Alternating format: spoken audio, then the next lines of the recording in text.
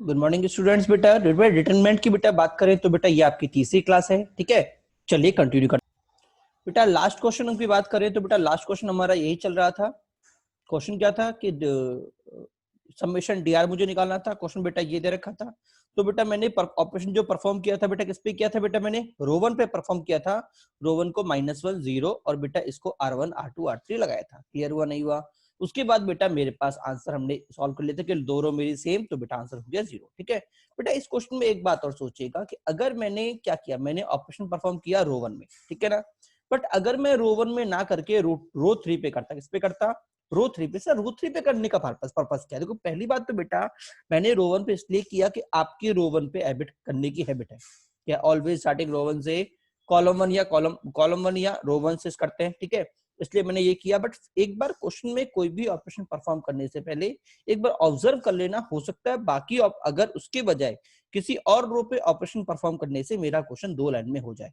जैसे कि अगर मैं ध्यान से देखूं तो देखो ये वाला जो है, ठीक है, अगर मैं समेशन इस रो पे लगाता हूं बजाय इस रो के, मैं समेशन इस रो पे लगाता हूं तो समेशन आर कितना होता है? n इंटू एन प्लस 1/2 होता है, नहीं होता? अच्छा, इधर मैं समेशन लगाता हूं तो समेशन n क्यूब कितना होता है? n इंटू एन प्लस 1/2 का होल स्क्वायर। मतलब ये दो कॉलम, ये दो मेरे ऑलरेडी सेम है। और अगर बेटा मैं इस पे समेशन लगाता हूं तो मुझे क्या मिलेगा? देखो मुझे मिलेगा, देखो यहाँ पे क्या मिला था? मुझे ये मिला था, ठीक है ना, यही तो मिला था। अब उसमें क्या, देखो इधर था बेटा +1, इधर था +1, इधर है -1, तो बेटा इधर मुझे बजाय +1 के -1 मिलेगा, -n मिलेगा। और ये -n इसको जो कटेगा बेटा n² + n बनेगा, इन दोनों को काट देगा बेटा, मुझे इधर भी क्या मिल जाएगा बेटा? इधर ही मिल जाएगा मुझे n²। मतलब अगर मैंने बजाय कॉलम 1 को सिंप्लीफाई करने के कॉलम 3 को सिंप्लीफाई कर देता, कांस्टेंट कर देता और उसके बाद समेशन कॉलम 1 पे लगा देता, तो बेटा मुझे मेरी पहली कॉलम और सेकंड कॉलम दूसरे या तीसरे स्टेप में ही सेम हो जाता। क्या क्लियर हुआ नहीं हुआ? और बेटा सीधा मेरा आंसर 0 हो जाता। क्या समझ में नहीं आया? मतलब मैं क्या कहना चाह रहा हूं? मैं कहना चाह रहा हूं कि अगर मैं कॉलम 3 पे ऑपरेशन लगा देता, कॉलम 3 माइनस कॉलम 1, तो देखो मुझे क्या मिलता? देखो इधर मैंने किया भी है, कॉलम 3 माइनस कॉलम 1, 1 -2 1, और बेटा इधर मुझे ये चीज मिल जाती, समेशन आर, समेशन 2r - 1 और समेशन r क्यूब, ये दोनों सेम, इधर ये दोनों सेम। और बेटा इसको अगर मैं ध्यान से देखूं तो n² + n - n, n से n कट गया, तो बेटा ये भी, ये दोनों भी बेटा मेरे सेम, मतलब सीधे मेरा आंसर क्या आ गया? 0। कितना स्टेप लगा बेटा? मात्र एक स्टेप में आंसर आ गया, जो कि इसको सॉल्व करने में बेटा बहुत लेंदी जा रहा था। तो इसको कराने के, लेंदी तरीके से करने के दो रीजन थे। पहला रीजन तो आपकी C1 पे अप्लाई करने की आदत पड़ी हुई है, तो आप कंफ्यूज होते, इसलिए पहले मैंने C1 को ही अप्लाई किया। ठीक है, दूसरी बात बेटा आपको ये सिखाना था कि क्वेश्चन डिटरमिनेंट के अंदर इजी मेथड से भी हो जाती हैं अगर आप सही रो और सही कॉलम पे ऑपरेशन अप्लाई कर रहे हो तो।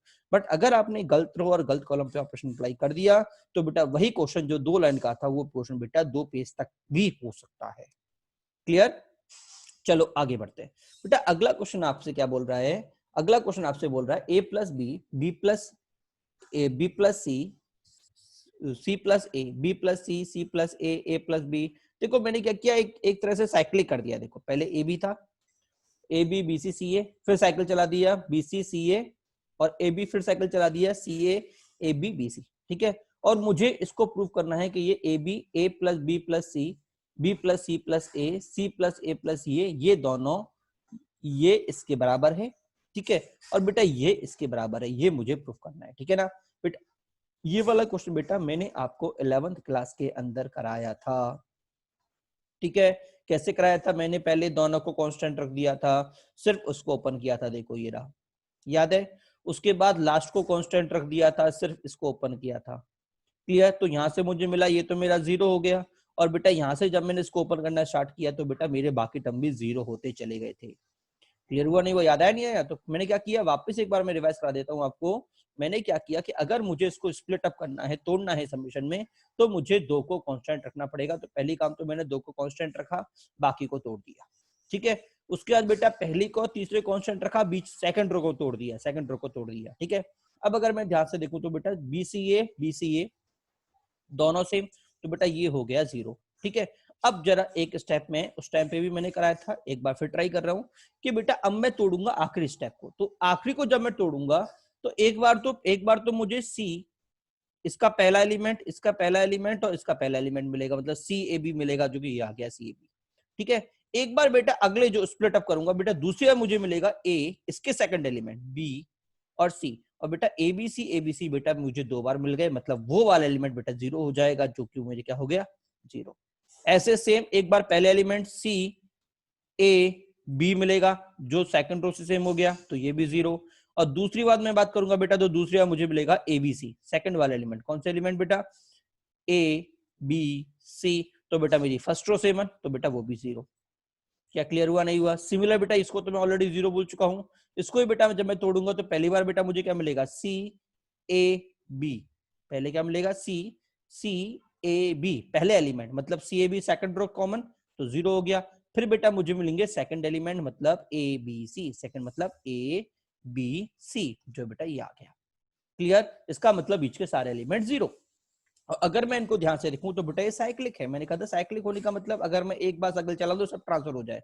अब देखो मैं इसको यहाँ करूंगा, इसको यहाँ करूंगा और इसको यहाँ कर दूंगा, साइक्लिक हुआ, नहीं हुआ? और साइक्लिक होने में मैंने आपसे कहा था बिल्कुल सेम आंसर रहता है। देखो साइक्लिक हुआ है, पूरा साइकिल चल गया ऐसे। क्लियर? तो बेटा अगर साइक्लिक हो तो दोनों सेम, इसका मतलब 2abc bca cab। क्लियर हुआ, नहीं हुआ बेटा? सेम क्वेश्चन बेटा ये मैंने आपको 11th में भी एक बार कराया था। ठीक है, चलिए बेटा हम आगे कंटिन्यू करते हैं, इसलिए मैंने थोड़ा फास्ट निकाल दिया। ठीक है ना, अगले क्वेश्चन पे आते हैं बेटा।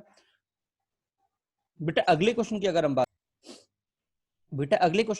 बात करते हैं तो बेटा क्वेश्चन मेरे पास दे रखा है 111 ABC A square B square C square BC CA AB is equal to 0। ठीक है, अब जरा ध्यान से देखना बेटा, मेरे दो कॉलम ऑलरेडी कांस्टेंट, तीसरे में बेटा समेशन लग रहा है, तो समझदारी क्या होगी कि बेटा मैं इसको तोड़ दूं, अलग अलग कर दूं। सर अलग अलग से फायदा क्या होगा? देखो दो फायदे होंगे। पहली बात तो बेटा अगर मैं इसको ध्यान से देखूं बेटा, तो ये मेरी स्टैंडर्ड मैट्रिक्स है। कौन सी मैट्रिक्स है? स्टैंडर्ड मैट्रिक्स है, मतलब क्वेश्चन काफी इजीली मैं हैंडल आउट कर सकता हूं अगर मैं ट्राई करूं तो मैंने क्या किया, मैंने इसको तोड़ दिया, ये अलग और ये अलग। ठीक है ना, अब इसका तो मुझे आंसर पता है। अब प्रॉब्लम है इसकी, सर इसका मैं कैसे निकालूं? तो जरा एक बात ध्यान समझना बेटा कि क्वेश्चन को करते समय मैट्रिसेस को, अगर आपको स्टैंडर्ड मैट्रिसेस याद नहीं है या याद है तो थोड़ा दिमाग लगाना, क्या मैं कुछ कर सकता हूँ क्या? देखो इधर क्या दे रखा है, देखो मैंने आपसे पहले भी कहा था, कभी भी आपके पास तीन एलिमेंट दे रखे हैं और तीन के बाद अगर आपको मिल जाए एबीसी, आपको तीन एलिमेंट है और तीन के मुझे पेयरिंग दे रखे हो ए बी बी सी सी ए, तो क्या करो, उन तीनों को उनके करस्पॉन्डिंग एलिमेंट से जो उसमें नहीं है उससे मल्टीप्लाई कर दो। उससे क्या होता है, तीनों सेम हो जाते हैं। क्लियर हुआ, नहीं हुआ? क्या मैंने क्या बोला? मैंने बोला देखो यहाँ पे क्या है बीसी, यहाँ पे क्या है सी ए, यहाँ पे क्या है ए बी। अभी ये तीनों अलग अलग है, ठीक है, बट अगर मैं पहले का मल्टीप्लाई ए से कर दूं, दूसरे का मल्टीप्लाई बी से कर दूं और तीसरे का मल्टीप्लाई सी से कर दूं, तो एबीसी एबीसी एबीसी तीनों सेम हुए, नहीं हुए? तो बेटा बहुत यूजफुल होता है, जिससे मैं बोलता हूँ 1/ab। यहाँ पे मैंने मान लो कुछ भी लिख दिया, सी लिख दिया या कुछ भी लिख दिया, सी लिख दिया, लो, प्लस a/bc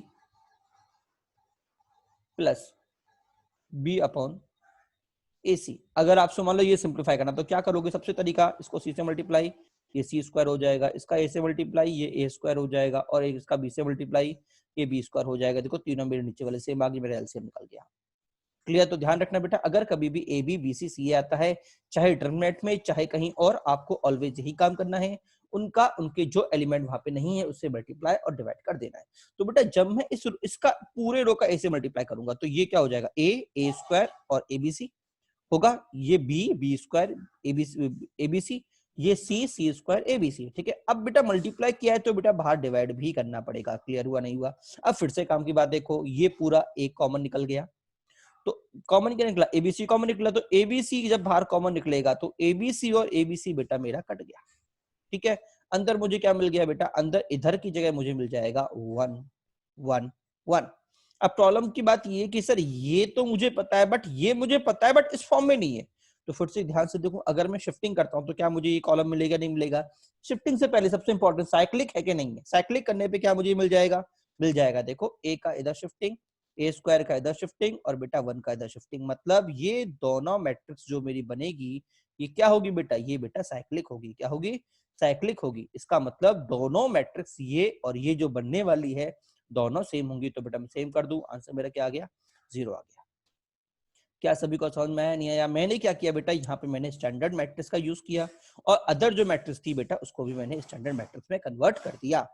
ठीक है, चलिए अगले क्वेश्चन की बात करते हैं बेटा। अगला क्वेश्चन क्या बोल रहा है बेटा? अगला क्वेश्चन आपके सामने बोल रहा है x square x x plus one x one one two one x two x square one one one one one x and four.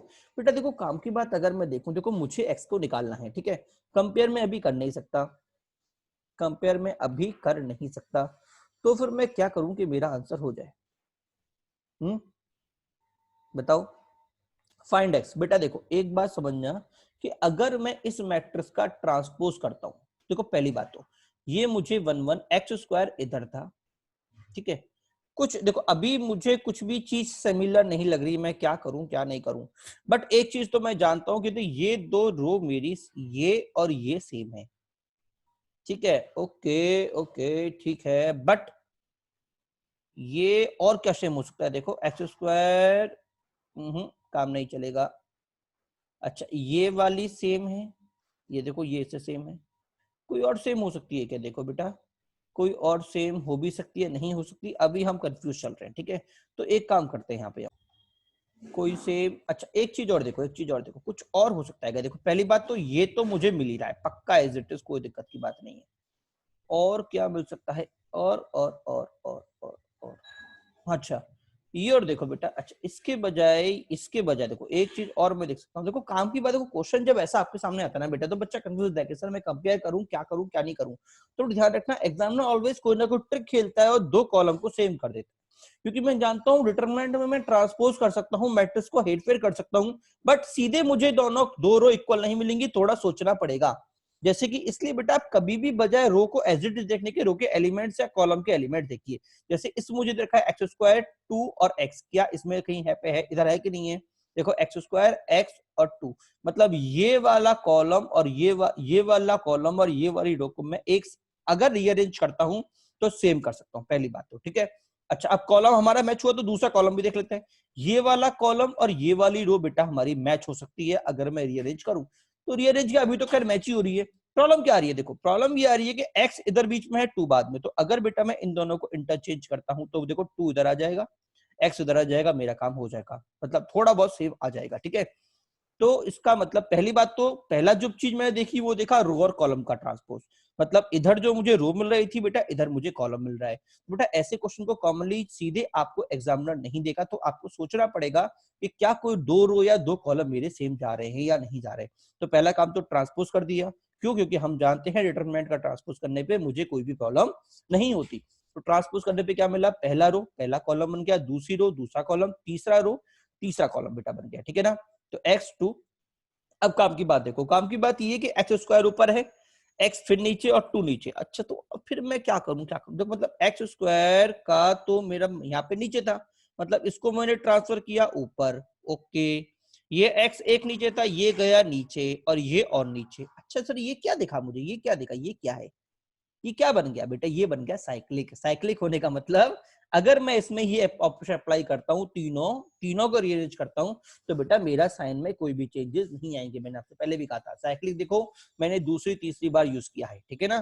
तो ध्यान रखना बेटा साइक्लिक बहुत काम का होता है, क्यों? साइक्लिक करने में बेटा मुझे रो में कोई भी चेंजेस नहीं होते। तो बेटा मेरा क्या आ जाएगा? देखो मैंने रीअरेंज कर दिया, आखिरी रो पहली रो बन गई, दूसरी रो पहली रो दूसरी बन गई, और बेटा दूसरी रो बेटा मेरी तीसरी रो बन गई, ठीक है ना। अब देखो मुझे सिमिलर चीज मिल गई, पहला पहला दूसरा दूसरा, मतलब मुझे दो एलिमेंट सिमिलर मिल चुके हैं। क्या समझ में नहीं आया? बेटा ध्यान रखना सीधा कंपेयर करना पॉसिबल नहीं हो पाता, तो आपको ये काम करना पड़ेगा, ठीक है। अगला काम क्या होगा बेटा? सभी को एक तरफ ले आओ, एक तरफ ले आया, देखो ये एक तरफ आ गया ये एक तरफ आ गया, उसके बाद दो रो तो सेम थे, ये काम करो सीधे माइनस ही कर देते हैं। बेटा अगर मैं माइनस करता हूं या दो रो को, देखो अभी मैं इनको देखो माइनस करता हूं तो हम जानते हैं प्लस या माइनस में दो रो सेम रहेंगे दो कट जाएंगे, ठीक है। तो देखो अभी यहाँ पे चाहे तो हम दो कॉलम सेम ले सकते हैं, चाहे दो रो सेम ले सकते हैं। दो रो ऐसे ये और ये रो सेम ले लिया और दोनों को माइनस कर दिया, तो देखो दोनों रो कांस्टेंट, ऊपर वाली रो बेटा मेरी माइनस हो गई। मुझे उससे फायदा क्या हुआ सर? फायदा क्या हुआ? फायदा ये हुआ बेटा कि ये और ये दोनों कट के जीरो हो गए, जीरो जीरो, और यहाँ पे आ गया x-1। क्लियर हुआ नहीं हुआ? इसी वजह से बेटा मैंने रो को कांस्टेंट लिया बजाय कॉलम के, क्योंकि अगर मैं कॉलम को कांस्टेंट लेता तो बेटा मेरे पास x की स्क्वायर टर्म बच जाती, ठीक है ना। अगला काम क्रॉस मल्टीप्लाई, तो कितना होगा, इसके लिए 0, इसके लिए 0, इसके लिए क्या होगा x minus 3 into x minus 2, तो बेटा x के मेरे दो आंसर आ गए, x is equal to 3 and 2। Clear हुआ नहीं हुआ? इसका मतलब इस डिटरमिनेंट के कितने सॉल्यूशंस है बेटा, इसके दो सॉल्यूशंस एग्जिस्ट करेंगे। क्या क्लियर सभी को? हाँ जी, चलो आगे बढ़ते हैं, अगले क्वेश्चन में चलते हैं बेटा। अगला क्वेश्चन क्या बोल रहा है बेटा, अगला क्वेश्चन बोल रहा है A square plus lambda A B A C A B B square plus lambda B C A C B C C square plus lambda, ठीक है। अब बेटा देखो फिर से आपसे एग्जामिनर ने आपसे पूछा है कि लेमडा को निकालो, तो बेटा मैंने आपसे कहा था कि कभी भी अगर आपके सामने ए बी सी आता है, ठीक है ना, तो ट्राई करो किसी भी तरह से उसको कुछ ऐसे बना लो कि मेरी काम की टर्म बन जाए, मेरे काम की टर्म बन जाए। तो अब मैं क्या से मल्टीप्लाई करूं, डिवाइड करूं कि मेरा काम हो जाए, वो नहीं है डिटरमिनेंट बेटा, सिर्फ यही काम इंपॉर्टेंट है। ऑब्जर्वेशंस आप उसको ऑब्जर्व कर पाते हो या नहीं कर पाते, तो थोड़ी सी इधर प्रैक्टिस करिए कि मैं उसको प्रॉपर्ली ऑब्जर्व कर सकूं, ठीक है। हाँ जी बेटा, चलिए बेटा देखो एक बात मैंने बोला था कि अगर ए बी बी सी सी ए आते हैं तो मैं एबीसी बनाता हूँ, तो चलो एबीसी बनाकर ट्राई करते हैं। पहले मैं क्या करूंगा कि मुझे एबीसी मिल जाए, देखो पहले रो में। अच्छा पहली बात तो थोड़ा टिपिकल है, क्योंकि दोनों दे रखे हैं, तो कोई एक बना लेते हैं। मान लो सी से मल्टीप्लाई कर दिया, ये सी आ गया, इसका सी से मल्टीप्लाई ये सी स्क्वायर हो जाएगा, ठीक है। इसका भी किससे मल्टीप्लाई, अच्छा अब मसला हो गया कि इसका तो मैं बी से मल्टीप्लाई कर सकता हूँ, बट इसका मुझे सी से ही मल्टीप्लाई करना पड़ेगा, ठीक है। या फिर मैं इसका ए से मल्टीप्लाई कर दूं, चलो ठीक है, ए से इसका ए से मल्टीप्लाई कर देते हैं। तो ए से मल्टीप्लाई होने पे ये ए बन गया एबीसी, ठीक है। ये ए स्क्वायर और बेटा ये ए आ गया, इधर ये बी से करने पे बी स्क्वायर और बेटा ये बी आ गया, ठीक है बेटा। अब अगर मैं देखता हूं तो देखो कुछ भी मेरा ऊपर नीचे से कुछ भी अगर मैं कॉमन लेना चाहूं तो मेरा कॉमन नहीं आ रहा, ठीक है। देखो एबीसी ना तो इधर से कॉमन आ रहा, ना एबीसी इधर से कॉमन आ रहा। अच्छा कोई और एलिमेंट देखूं तो ए ए इन दोनों में है बट इसमें नहीं है, ठीक है। सी सी इन दोनों में है बट इसमें कॉमन नहीं आ सकता, तो बेटा मतलब इस रो में से मैं कुछ कॉमन नहीं ले सकता, इस कॉलम से। चलो रो की बात कर लेते हैं, ठीक है। रो की बात वापस यही कॉमन लूंगा जो मैंने मल्टीप्लाई किया है, तो फायदा क्या होगा, उसके अलावा ना तो बी कॉमन आएगा ना कुछ कॉमन आएगा। मतलब बेटा ये क्वेश्चन जो था ये बच्चों की फंडामेंटल जो ए बी वाला कॉन्सेप्ट है उसके थोड़ा सा अलग हटके दे दिया था, कि बच्चों को जब भी दिखता है ए बी बी सी सी ए तो उसका काम एक ही होता है कि एबीसी बना दो, ठीक है। तो यहाँ पे एबीसी बना बेटा मेरा आंसर नहीं आ पा रहा, तो अब थोड़ा ध्यान रखिएगा। ये क्वेश्चन दिया इसलिए गया था पहले बच्चा एबीसी मल्टीप्लाई करे, आंसर नहीं आया तो उसके बाद बढ़े। तो मल्टीप्लाई करने से पहले एक बार सोच लो कि क्या इफेक्टिव काम आ रहा है नहीं आ रहा। क्यों सोचना है, तुम्हें मल्टीप्लाई की जरूरत भी नहीं है। क्यों जरूरत नहीं है बेटा, कि अगर मैं एबीसी से मल्टीप्लाई इनको बनाता भी हूं तो खुद एक बार सोचना, इस रो में सिर्फ एक एबीसी बनेगा, इधर भी एक एबीसी बनेगा और इधर भी एक एबीसी बनेगा, जो कि ना तो एक लगातार लाइन में होंगे ना ही लगातार कॉलम में होंगे। मतलब मैं एबीसी को कॉमन कॉमन ले ही नहीं सकता। अगर एबीसी मेरा लाइन में या कॉलम में लगातार बनता तो मेरे काम का था, नहीं तो बेटा वो मेरे काम का नहीं है। क्या क्लियर हुआ नहीं हुआ? पहली बात तो ये चीज काम की बात समझना कि एबीसी मेरे काम का क्यों नहीं है, क्योंकि ना तो किसी लाइन में एबीसी बन रहा है ना ही किसी कॉलम में एबीसी बन रहा, ठीक है। फिर मेरे काम का क्या है, फिर मैं क्या करूं कि मेरा काम हो जाए, ठीक है। तो चलो सोचते हैं सोचते हैं सोचते हैं सोचते हैं, ठीक है। पहली बात तो बेटा अगर मैं इधर से ध्यान से देखूं तो देखो इसमें से ए ए ए ए, तो देखो अगर मैं इसमें से क्या कॉमन ले सकता हूं, देखो अभी ए दोनों से निकल जाएगा, बट बेटा इसमें ए नहीं है तो इसमें से मैं ए कॉमन नहीं ले सकता, क्योंकि अगर मैं ए कॉमन ले लूं तो यहाँ पे सिर्फ बी बचेगा, यहाँ पे सिर्फ ए बचेगा। क्वेश्चन थोड़ा कन्वीनियंट हो सकता है, तो एक काम करते हैं, इसमें ए नहीं है तो बेटा पूरे का ए से मल्टीप्लाई कर देते हैं। लो भैया, ठीक है। इसमें क्या नहीं है बेटा, इसमें इसके पास बी नहीं है तो बेटा इसका बी से मल्टीप्लाई करता हूं। इसके पास बेटा सी नहीं है तो इसका सी से मल्टीप्लाई कर देते। देखो इधर सी निकल जाएगा, इधर बी निकल जाएगा, इधर ए निकल जाएगा, ठीक है। अब जरा देखना मल्टीप्लाई करने पे मुझे क्या मिलेगा, देखो ठीक है। देखो इधर क्या बना, देखो ये बन गया बी स्क्वायर क्योंकि बी से मल्टीप्लाई बन गया, ये हुआ सी स्क्वायर क्योंकि सी से मल्टीप्लाई हुआ, ठीक है ना। अब बेटा देखो इनमें से कॉमन क्या आ जाएगा बेटा, इसमें से कॉमन आ जाएगा ए बी, इसमें से कॉमन आ जाएगा बेटा बी, और बेटा इसमें से कॉमन आ जाएगा बेटा सी। क्या क्लियर हुआ नहीं हुआ? मतलब जो मेरा मल्टीप्लाई हुआ वो वापस कॉमन आके बेटा मेरा कट गया। उससे फायदा क्या हुआ बेटा, उससे फायदा ये हुआ कि ए बी बी सी सी ए की जगह सिंगल सिंगल एलिमेंट बेटा मुझे मिल जाएंगे। क्या मिल जाएंगे बेटा? सिंगल सिंगल एलिमेंट मुझे मिल जाएंगे। A square plus lambda B square C square, A square B square C square plus lambda, A square B square C square plus lambda, ठीक है। ओके ओके ओके, अगर आपने ध्यान से देखा तो मैंने कंटिन्यूअस पढ़ा, A square plus B square plus C square plus lambda, A square plus B square plus C square lambda, ये तो है ना। A square plus B square plus C square plus lambda, A square plus B square plus C square plus lambda, A square plus B square plus C square plus lambda. का मतलब ये है कि अगर पूरे इक्वेशन को, line को मैं रो को ऐड करता हूं तो मेरे पास सेम आ रहा है। तो मैं क्या करता हूं, मैं पूरी रो को ऐड ही कर देता हूं।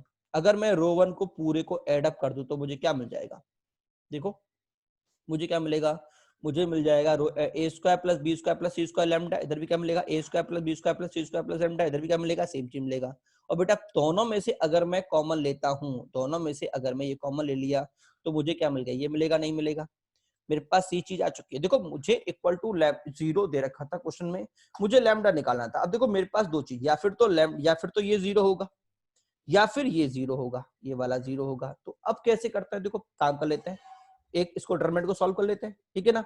इसको बेटा जब मैं सॉल्व करूंगा तो मैंने आपसे कहा था कि अगर कभी भी किसी रो या कॉलम में लगातार मेरे पास 1 1 1 आ जाए तो किसी दो को 0 बना लो। कैसे बनाऊंगा बेटा, तो चलो कर लेते हैं। मैंने क्या किया बेटा, मैंने रो 1 को कांस्टेंट रखा, रो 2 और कॉलम 1 को कांस्टेंट रखा, कॉलम 3 और कॉलम 2 और कॉलम 3 को क्या बना दिया, 0 बना दिया। कैसे बनाया, तो पहला काम तो बेटा कॉलम 2 पे करूंगा। क्या करूंगा बेटा, कॉलम 2 को बेटा माइनस कर दूंगा किससे, कॉलम 1 से, क्योंकि कॉलम 1 को मैं कांस्टेंट रखना चाह रहा हूं इस बार, ठीक है।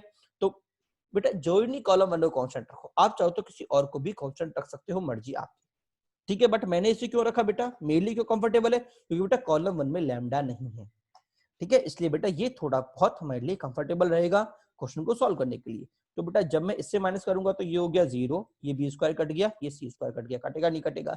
इधर ये भी हो गया 0, ये भी हो गया 0, इधर सी स्क्वायर कट गया। तो बेटा मुझे क्या मिल गया, 1 B square C square 0 0 lambda 0 0, ठीक है। तो बेटा सिंप्लीफाई करने पे बेटा मेरे पास आंसर आया ये, क्लियर। तो बेटा यहाँ से मेरे पास दो पॉसिबल, या फिर तो लैम्डा इसके बराबर होगा, या बेटा मेरा लैम्डा क्या हो जाएगा, 0। क्या क्लियर हुआ, नहीं हुआ।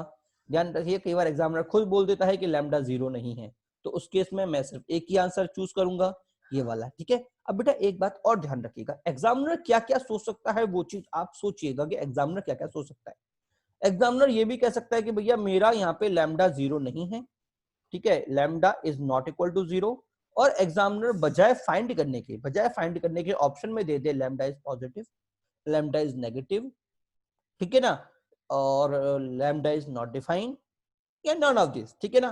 तो बेटा ध्यान रखना, या मल्टीपल चॉइस में ये क्वेश्चन दे दे, फाइंड मतलब मल्टीपल चॉइस में आपको आंसर भी दे दे, जो मुझे आंसर मिल रहा है मुझे ये आंसर भी दे दे, ये वाला और ये वाला, ठीक है। और नीचे लिख दे लैम्डा इज नेगेटिव पॉजिटिव, ठीक है, नाइदर नेगेटिव नाइदर पॉजिटिव। अगर कुछ ऐसा लिख दे तो आप ध्यान रखना वो भी पॉसिबिलिटी है।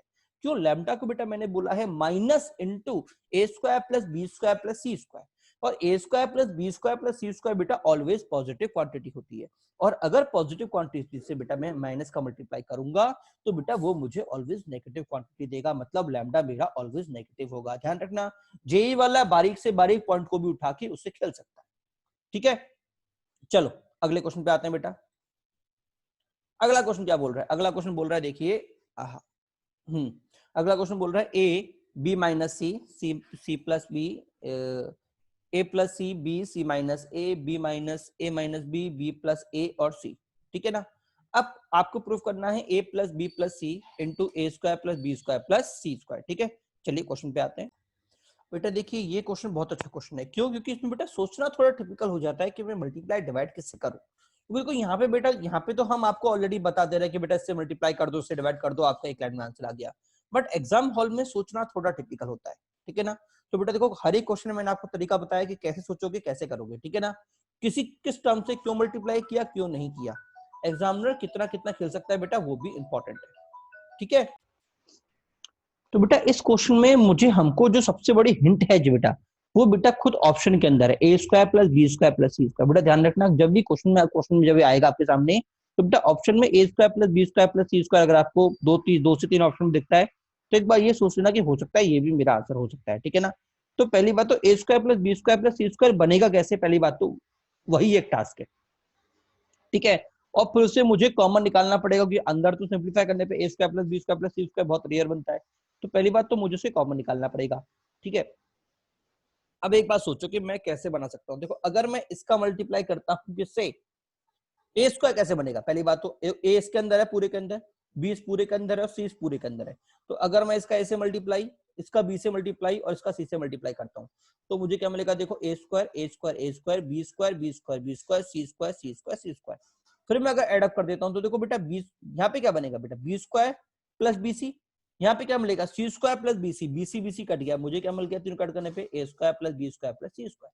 मिलेगा नहीं मिलेगा? अच्छा एक बात और, दूसरा बेटा एक बात समझना कि अगर बेटा मैं सेम फिनोमेना इधर भी अप्लाई करता हूँ, किधर, इधर, तो मुझे क्या मिलेगा, देखो A square A C B square, इधर क्या मिलेगा, सी स्क्वायर माइनस ए सी और ए सी कट गया, तो इधर भी मुझे क्या मिल गया, A square plus B square plus C square. Same बेटा बेटा इधर आकर होगा। क्लियर हुआ नहीं हुआ? अब काम की बात क्या है बेटा, प्रॉब्लम किधर उठती है, प्रॉब्लम ये उठती है कि दो चीज, पहली बात तो आपको सोचना होगा कि मुझे A square plus B square plus C square निकालना है,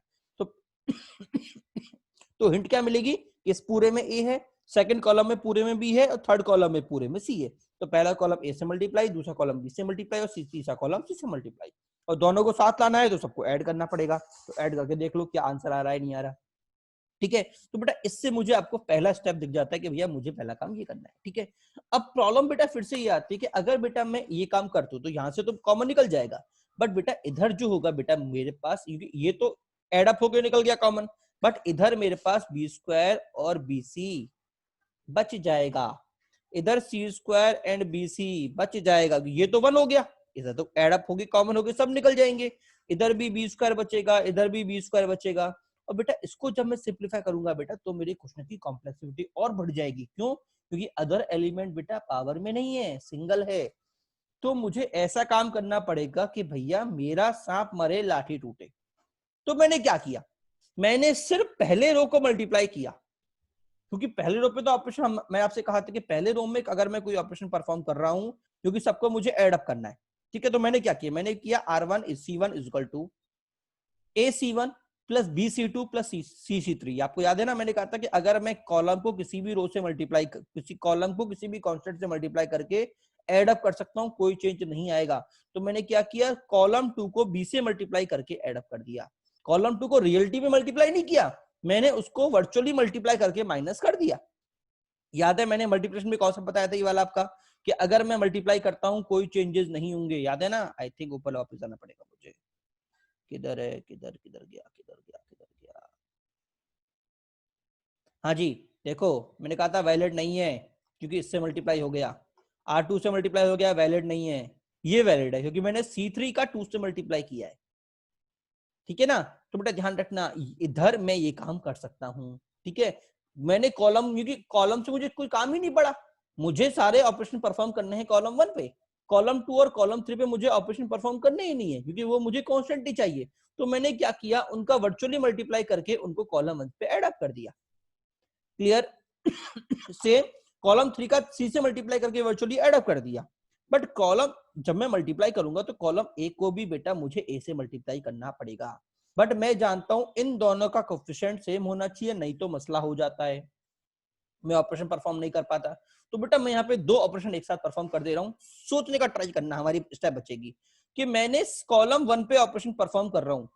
ठीक है, क्योंकि कॉलम 1 में छेड़छाड़ हो रही है, तो जो भी एलिमेंट कॉलम 1 से मल्टीप्लाई हो रहा है, पहली बात तो मल्टीप्लाई करते नहीं है, बट अगर मैंने मल्टीप्लाई कर दिया तो उस गलती को सुधारने के लिए बेटा मुझे उस ए को नीचे लिखना पड़ेगा। देखो मैंने बी से लिख के काटा है, क्योंकि अगर मैं बीसी से कर दूंगा इसका मतलब मुझे इसका भी बी से मल्टीप्लाई करना पड़ेगा, इसका सी से मल्टीप्लाई करना पड़ेगा। क्लियर हुआ नहीं हुआ? तो यहाँ पे हमने कॉन्सेप्ट क्या सीखा कि अगर मैं किसी कॉलम में ऑपरेशन परफॉर्म कर रहा हूं और कॉलम से अगर मैंने किसी चीज का मल्टीप्लाई कर दिया तो मुझे उसको सुधारने के लिए उस एलिमेंट को बाहर उससे डिवाइड करना पड़ेगा। क्लियर? तो बेटा इधर क्या आ गया, A square B square C square, बेटा पूरा मेरा कॉमन, मुझे क्या मिला, ए square B square C square upon A.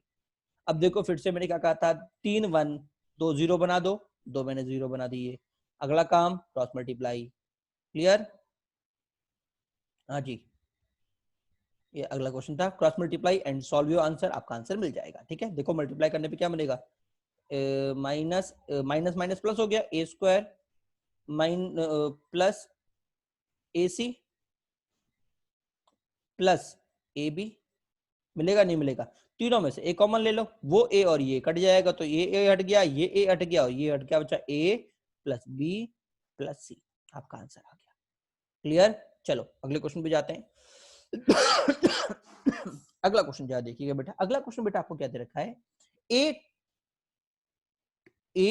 828, 3B9, 62C are 3 digits number divided by k, then prove that determinant is also divisible by k, where determinant is, मतलब बेटा आपको 3 digit number दे रखे हैं, क्या दे रखा है, A3, A28, 3B9 and 62C, 3 digit के number हैं जो किसी नंबर के से डिविजिबल हैं, जो किसी नंबर के से डिविजिबल है, ठीक है। तो मुझे प्रूव करना है कि भैया ये जो डिटरमिनेंट दे रखा है बेटा वो भी के से डिविजिबल होगा। पहली बात तो समझना, देखो बेटा ऐसे क्वेश्चन जो आते हैं बेटा, तो क्वेश्चन देख के बच्चे का दिमाग साफ कि बंधु बोलना क्या चाह रहा है यार, क्यों मजा ले रहा है हमसे, ठीक है, तो ध्यान रखना। अब यहाँ पे तो आपसे प्रूव करवा दिया है, ठीक है, एग्जाम में बेटा पूछ लेगा कि बताओ उसका रिमाइंडर क्या होगा, ठीक है, या फिर बोल देगा बताओ कि डिविजिबल है कि नहीं है, कि इसको डिवाइड करेगा या नहीं करेगा, रिमाइंडर 0 होगा नहीं होगा, इसके अलावा 1-2 ऑप्शन और डाल देगा, ठीक है ना। जैसे अभी हम सॉल्व करेंगे तो आपको पता पड़ेगा कैसे कैसे क्या नहीं है, ठीक है। अब करना कैसे जरा वो समझो। देखो बेटा कभी भी अगर 3 डिजिट्स की बात आती है, देखो मुझे बोल रखा है ये डिजिट का नंबर है, कैसे डिविजिबल है, तो कभी भी अगर बेटा मैं डिजिट्स को छेड़ता हूं तो बेटा डिजिट्स के अंदर जब अगर मुझे किसी नंबर को रिप्रेजेंट करना होता है तो बेटा करने का तरीका बेटा हमारे पास ही होता है। मान लो मेरे पास 428 मैंने ले ली, तो कैसे लिखूंगा डिजिट के अंदर, 400 प्लस 200 प्लस 8, याद है ना, डिजिट फॉर्म 4 इंटू 2 की 10 स्क्वायर प्लस 2 इंटू 10, याद है, प्लस 8 इंटू 10 की पावर 0, ठीक है ना। तो वही कॉन्सेप्ट बेटा हम यहाँ पे भी यूज करेंगे, क्योंकि बेटा मुझे डिजिट से कहा तो बेटा ये कितना आ गया, देखो पहले को मैंने लिख दिया 100 plus 2 20 plus 8 is equal to 3k1, क्योंकि बेटा ये मेरा कैसे डिविजिबल है, क्लियर हुआ नहीं हुआ। उससे अगला क्या हो जाएगा बेटा, हाँ जी बेटा, बेटा शायद मैंने इधर थोड़ी सी मिस्टेक कर दी है, मुझे ये लग गया था कि 3 से डिविजिबल है, ठीक है, तो मैंने उल्टा लिख दिया है बेटा। देखो अब अगर सभी नंबर के से डिविजिबल हैं, देखो सिंपल सी बात है, अगर मैं बोलता हूँ कि भैया 16 मेरा 4 से या 16 मेरा 2 से डिवाइड करेगा, तो इसका मतलब क्या होगा, मैं अगर 2 से इसको डिवाइड करता हूँ तो मुझे क्या मिलेगा, 8 16 टाइम हो गया और ये 0 आ गया, मतलब मैं 16 को लिखूंगा कितना बेटा, 2 इंटू 8 लिखूंगा, नहीं लिखूंगा। अब मैंने बोला कि बेटा 18 भी मेरा 2 से डिविजिबल, तो मैं 18 क्या लिखूंगा, 18 को लिखूंगा बेटा मैं 18 क्या लिखूंगा बेटा, 18 को लिखूंगा बेटा मैं 2 इंटू 9 लिखूंगा, नहीं लिखूंगा। मतलब किसी भी नंबर को अगर मैं बोलता हूँ कोई नंबर किसी से डिविजिबल है, इसका मतलब होता है कि वो नंबर उसके मल्टीपल्स इंटू कुछ होता है, मतलब 2 into something, 2 into something. Similar बेटा कोई और नंबर लूंगा कि भैया मान लो 24 2 से मल्टीपल, तो क्या लिखूंगा 2 इंटू 12, ठीक है। तो मतलब अगर 2 से मल्टीपल है तो 2 तो है, उसके साथ क्या मल्टीप्लाई होगा, कुछ ना कुछ तो होगा, मुझे नहीं पता, ठीक है। तो सिंपल सी अगर मैं बात बोलता हूं कि इस क्वेश्चन के अंदर ये सबके सब के से डिविजिबल है, तो के तो मल्टीपल में होगा ही होगा, ठीक है। तो मैं इसको लिख देता हूं, के पी1, मतलब के से अगर इसको डिवाइड कर रहा हूं, अगर मैं इस नंबर को, ये के से डिविजिबल है, तो जब मैं इस नंबर को के से डिवाइड करूंगा बेटा, तो मुझे रिमाइंडर मिलेगा P1, क्वाड्रेंट मिलेगा P1 और रिमाइंडर मिलेगा 0। क्यों, क्योंकि बेटा से कंप्लीटली डिवाइड कर दिया। तो मैं क्या बोलूंगा इसको, मैं बोलूंगा KP1, जो मेरा क्वेश्चन ये जो नंबर होगा, number is equal to KP1 होगा, नहीं होगा, पहला वाला। दूसरे मान लो P2 छोड़ दिया तो क्या हो जाएगा, KP2, दूसरा क्या हो जाएगा बेटा, दूसरा हो जाएगा KP2, क्या हो जाएगा KP2, ठीक है। और बेटा तीसरा हो जाएगा बेटा मेरा KP3। क्या क्लियर हुआ नहीं हुआ, पहली बात तो ये समझना, पहला KP1, दूसरा KP2, तीसरा KP3, ठीक है। अब बेटा अगर मैं काम से देखो मेरे पास ये आ गया, इसका इज इक्वल टू KP1, इसका मतलब KP2, इसका मतलब KP3। अब जरा अपने डिटरमिनेंट की मैट्रिक्स पे जाओ जो मुझे दे रखी है, मुझे क्या दे रखी है, देखो अगर मैं इसको ध्यान से देखता हूं बेटा, तो देखो A82, A82, ओके, मतलब आगे पीछे दे रखा है इधर तो, ठीक है। अब कॉलम की बात कर लेते हैं, A36, A36, ओके। अब काम की बात है, A36 करता हूं तो मुझे कुछ काम की चीज मिल सकती है क्या, अरे मिल सकती है बेटा। देखो देखो तीनों का मल्टीप्लीकेशन, मतलब जो पहली रो है बेटा, उस पूरी रो का मल्टीप्लीकेशन किससे कर रहा हूं, देखो मैंने 100 से, तो मैंने पहली रो को मल्टीप्लाई कर दिया 100 से, क्लियर। अच्छा, इसका मल्टीप्लाई किससे हो रहा है, देखो इसका मल्टीप्लाई हो रहा है बेटा किससे, इसका मल्टीप्लाई हो रहा है 10 से, और इसका किसी से नहीं हो रहा, तो मैंने क्या किया पहली रो को मल्टीप्लाई किया 100 से, दूसरे को तीसरी को मल्टीप्लाई किया 10 से, और इन सभी को जोड़ दिया बीच वाली रो से। क्या क्लियर हुआ नहीं हुआ? तो बेटा मैंने बीच वाली रो से जब जोड़ा तो बेटा इन दोनों की मल्टीप्लिकेशन की सीधे जरूरत ही नहीं है, मैं डायरेक्ट बोल सकता हूं क्या, row 2 is equal to row 2 plus 100 row 1, क्योंकि मैं रो 1 में रूट 2 में ऑपरेशन के अंदर मल्टीप्लाई कर रहा हूं, एक्चुअल में मल्टीप्लाई नहीं कर रहा, तो उसकी यूज ही नहीं है। तो मैंने क्या किया, रो 2 प्लस 100 रो 1 प्लस 10 रो 3, तो मुझे क्या मिल गया, मुझे मिल जाएगा बीच वाली रो में मुझे मिल जाएगा ये वाला ग्रुप। मिलेगा नहीं मिलेगा? कौन सा ग्रुप मिलेगा बेटा? बीच वाले मुझे मिलेगा ए 100 प्लस 20 प्लस 8, मतलब बेटा मुझे बीच वाली रो में बेटा ये एलिमेंट मिल जाएगा। मिलेगा नहीं मिलेगा इस 8 की जगह? क्योंकि पहले का मल्टीप्लाई, हाँ पहले का देखिए, क्योंकि पहले मल्टीप्लाई किया R2 तो एज इट इज, मतलब 8 एज इट इज, R1 का 100 से मल्टीप्लाई मतलब A का 100 से मल्टीप्लाई ये हो गया, और R3 का 10 से मतलब ये हो गया। तो ये मुझे मिलेगा मिडिल रो में, और इसकी वैल्यू कितनी है बेटा? इसकी वैल्यू है ये रही। क्या क्लियर? क्या समझ में आया नहीं आया? कोई डाउट? या फिर ये बोल दूं, या फिर मैं बोल दूं इसकी वैल्यू बेटे मैंने मानी थी KP1, इसकी KP2, इसकी KP3, होगी नहीं होगी? तो बेटा ये हो गया KP1 KP1, ये हो गया KP2, और बेटा ये हो गया KP3। होगा नहीं होगा? कोई डाउट? और अगर बेटा मैं ध्यान से देखता हूं तीनों में से बेटा मेरा K कॉमन आ जाए, क्या आ जाएगा? K मेरा कॉमन, अंदर बचेगा P1 P2 और ये P3, और डिटरमिनेंट में अगर मेरा K कॉमन आ गया मतलब इस डिटरमिनेंट को मैं K से डिवाइड कर सकता हूं। क्या क्लियर हुआ नहीं हुआ? K is divisible by D is divisible by K। क्या समझ में आया नहीं आया? देखो क्वेश्चन में थोड़ा सा एडवांस लेवल पे खेल गया। अब देखो एग्जामिनर यहाँ पे K की जगह बाकी चीज भी दे सकता है, जैसे कि वो आपको बोल देगा कि भैया बताओ कि जो ये नंबर है मेरा K की जगह 3 दे देगा कि 3 से डिविजिबल है, 3 डिजिट का नंबर 3 से ही डिविजिबल है, ये कोई 3 डिजिट का नंबर है जो K की जगह अगर वो मुझे दे दिया 3 से डिविजिबल है, तो बेटा ये वाला क्वेश्चन बन जाएगा सी, जो मैंने सॉल्व किया। देखो डिविजिबल बाई 3। क्लियर हुआ नहीं हुआ सभी को? ये चीज ध्यान दीजिएगा, ठीक है। अब इधर भी बेटा वो कुछ खेल सकता है कि मान लो कभी भी किसी में सभी में 2 कॉमन आ रहा है, या A को बोल दिया A मेरा इवन नंबर है, अगर A मेरा इवन नंबर उसने बोल दिया इधर, तो देखो यहाँ से 2 कॉमन आ जाएगा, 8 है 2 है, इसमें से 2 कॉमन निकल जाएगा, ठीक है। इसका मतलब ये 2 से भी डिविजिबल होगा, 3 से भी डिविजिबल है, मतलब ओवरऑल ये 6 से डिविजिबल हो जाएगा, ठीक है ना। तो एग्जामिनर कैसे भी खेल सकता है, बस थोड़ा सा बेसिक कॉन्सेप्ट आपको याद रखना है कि फंडामेंटल कॉन्सेप्ट यही रहेगा। अब आगे वो प्लस माइनस 2 3 4 तो लग करेगा ही करेगा, जैसे ये बोल देगा भैया A मेरा क्या है 2 से डिविजिबल है, इसका मतलब 2 मेरा कॉमन आएगा, मतलब ये नंबर ऑलवेज 2 से डिविजिबल इवन होगा, इवन होगा मतलब ऑलवेज 2 से डिविजिबल होगा। 3 से मैंने प्रूव करा दिया, मतलब ये 6 से डिविजिबल होगा। क्लियर? हाँ जी। चलो अब ऑप्शन में दोनों आ सकते हैं, divisible by 2, divisible by 3, divisible by 6 and none of these, तो तीनों आंसर हो जाएंगे मल्टीपल चॉइस के अंदर, ठीक है ना। चलो अगले क्वेश्चन की बात करते हैं बेटा। अगला क्वेश्चन आपके सामने दे रखा है, if lambda square plus 3 lambda, lambda minus 1, lambda plus 1, lambda plus 1, 2 lambda, lambda minus 4, lambda minus 2, lambda plus 4, 3 lambda is equal to p lambda की power 4 q lambda cube plus r lambda square plus 5 lambda plus t, find t। बेहतरीन question बेटा, बेहतरीन question बेटा, ध्यान रखना ऐसे question को अगर आप सॉल्व करने बैठ जाते हो तो बेटा पागल हो जाओगे, क्योंकि x की लैम्डा की पावर बेटा 4 दे रखी है। अगर मैं पूरे को सॉल्व करता हूं, सिंप्लीफाई करता हूं, तो पक्का देखो इधर 4 है तो 4 तो आना ही आना है, 4 तो आना ही आना है। तो थोड़ा दिमाग लड़ाना कि क्या करूं कि मुझे सीधे आंसर पे हिट कर जाए।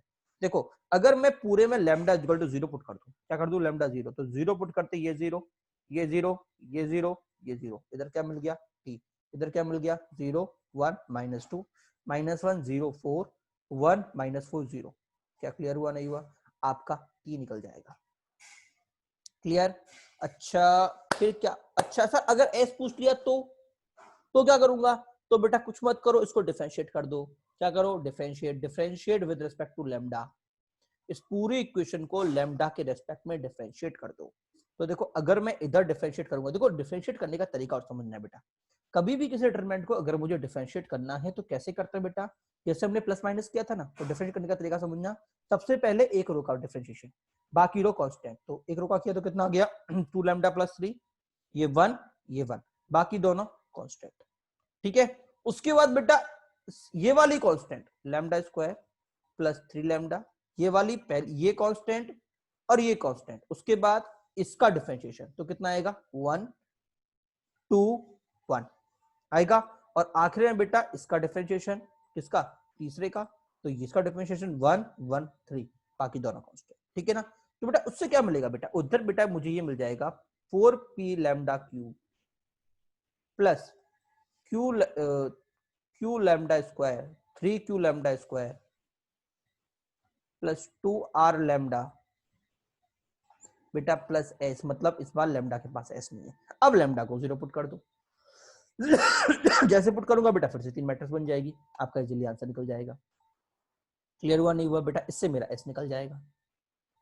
क्या समझ में आ रहा है, नहीं आ रहा, हाँ जी क्लियर। अच्छा अब मान लो किसी ने आपसे पूछ लिया होता, जैसे देखो मैं लिखा हुआ है q plus S, q plus S, q plus S, q किधर है, ये रहा q और ये रहा s। अब आपसे पूछ लिया भैया q प्लस एस बताओ, q प्लस एस, देखो बेटा मैं आपको सारे पॉसिबिलिटी बता सकता हूँ कि एग्जाम में क्या पूछ सकता है, तो q प्लस एस पर मैं कैसे निकालूं कैसे निकालूं कैसे निकालूं, तो कॉमन सी बात समझना बेटा कि ये लैम्डा स्क्वायर है, एक बार तो 1 पुट करो, एक बार -1 पुट करो, 1 पुट करने पे ये क्या देगा p plus q plus r plus s plus t, देगा नहीं देगा, और -1 पुट करने पे q minus q plus r minus s plus t, मिलेगा नहीं मिलेगा। अब दोनों को माइनस कर दो, minus plus minus plus minus, t cut गया, आर कट गया, एस कट गया, आपको q प्लस एस मिल गया। बेटा देखो जेई वाला पागल नहीं है, जेई वाला क्वेश्चन सोच समझ के देगा, कुछ ऐसा ट्रिक देगा कि अगर बच्चा सॉल्व करने बैठे, देखो बच्चे भिड़ जाते हैं कई बार कि भाई ये तो मैं भिड़ के सॉल्व कर लूंगा, क्वेश्चन मेरा बहुत ज्यादा लेंदी हो जाता है, टाइम खराब, मतलब ये क्वेश्चन दिए जाते हैं अपने आप से, इसीलिए बच्चा टाइम खराब करे, पढ़ने वाला बच्चा, और मिस्टेक गलती पॉसिबिलिटी बहुत हाई हो जाती है। ठीक है, तो थोड़ा दिमाग लड़ाओ, कैसे मैं हैंडल कर सकता हूँ वो एक बार आप सोचो, ठीक है ना। मैं ट्राई कर रहा हूँ आपको मैक्सिमम सारे केस बता सकूं, मैक्सिमम सारे केस बता सकूं, तो लैम्डा 1 और लैम्डा 2 मेरा आंसर आ गया, ठीक है ना। अच्छा सर बाकी मुझसे पूछ ले तो बेटा देखो आपका एस निकल गया, आपका टी निकल गया, आपका पी प्लस क्यू निकल गया, तो क्यू भी निकल जाएगा। अब देखो 3 चीज आपके निकल चुकी है, तो अगर किसी ने पूछ लिया कि भैया बताओ आर पी प्लस आर क्या होगा, क्या निकल जाएगा, नहीं निकलेगा। अब आपका बेटा पी प्लस आर भी आपसे निकल जाएगा, क्लियर, क्योंकि टी आपने निकाल लिया। ठीक है, मान लो सिंपल पी पूछा होता और पी प्लस आर पूछा होता और एस प्लस क्यू पूछा होता, तो बेटा यहाँ पे डिफरेंशिएशन की कोई जरूरत नहीं है, मैं तीनों चीज को निकाल सकता हूँ। अब एक बात और सोचना, एग्जामिनर मान लो टी ना पूछ के बाकी चीज पूछ ले, तो बेटा ध्यान रखना टी अगर पूछ के मैं बाकी चीज पूछता हूँ तो ये तो निकल जाएगा बिना टी के, बट ये नहीं निकलेगा, यहाँ पे आपको टी निकालना पड़ेगा, और टी कैसे निकलेगा, पूरा लैम्डा जीरो डाल के। ठीक है, तो बेटा ऐसा क्वेश्चन आपके कॉम्प्रिहेंशन में पूछे जाते हैं जो सीरीज बेस होते हैं।